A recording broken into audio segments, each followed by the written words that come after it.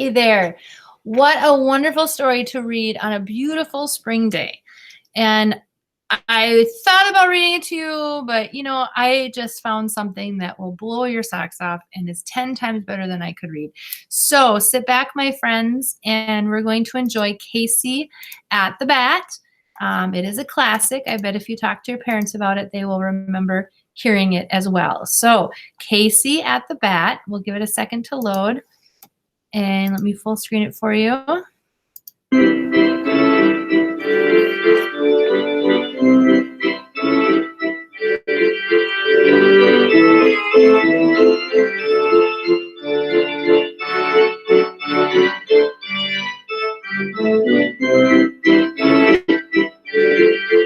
The outlook wasn't brilliant for the Mudville Nine that day. The score stood 4-2, with but one inning more to play. And then, when Cooney died at first and Barrows did the same, a pale-like silence fell upon the patrons of the game. A straggling few got up to go in deep despair. The rest clung to that hope which springs eternal in the human breast. They thought, if only Casey could get a whack at that, we'd put up even money now with Casey at the bat. But Flynn preceded Casey, as did also Jimmy Blake.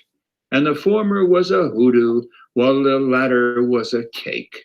So upon that stricken multitude grim melancholy sat, for there seemed but little chance of Casey getting to the bat.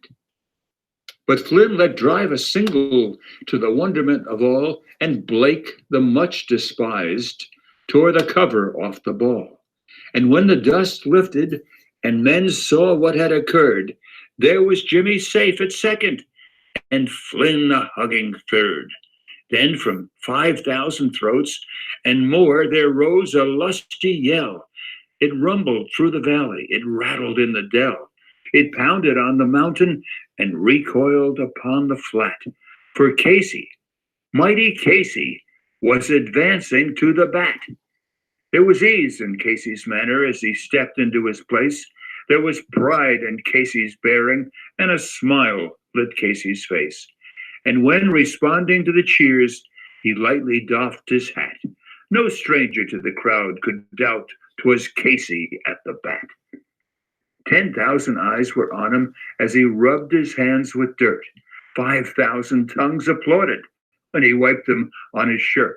Then, while the writhing pitcher ground the ball into his hip, defiance flashed in Casey's eye.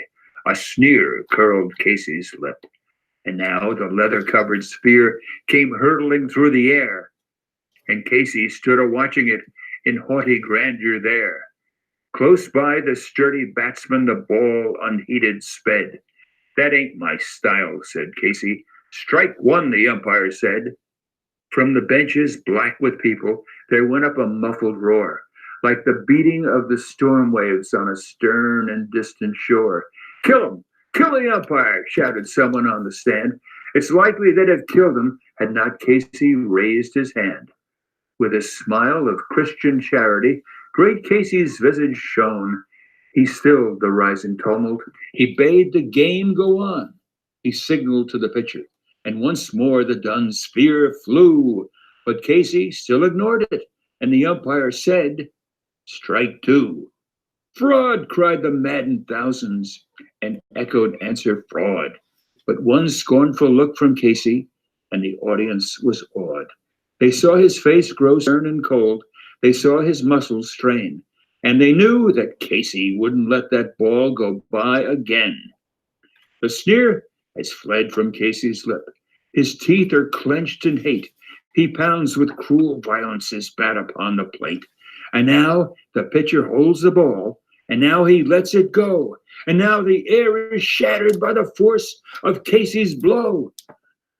Oh, somewhere in this favored land, the sun is shining bright.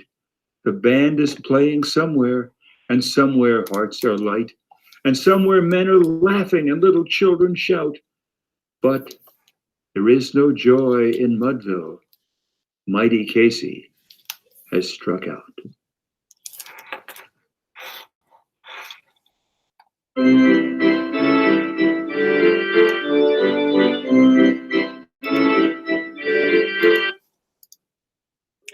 just love that.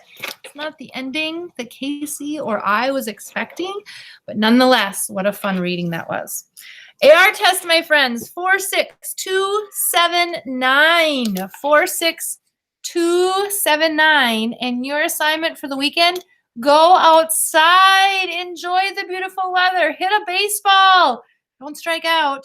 Just kidding, you can strike out. I'll still care about you. All right, my friends, have a fabulous weekend, and we will see you on Monday.